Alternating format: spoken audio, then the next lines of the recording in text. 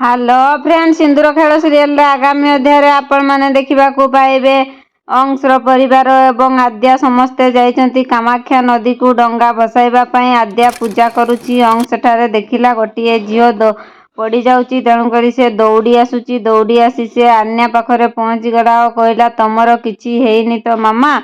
आन्या कहला ना मोर किछि भी हेइनी मु ठीक अछि। ताहेले तमे एठारे एकुटिया कौन करुछ बोली अंश पचारिला तो आन्या कहला मु एकुटिया नुहे मो सहित मो मामा आसीचंती।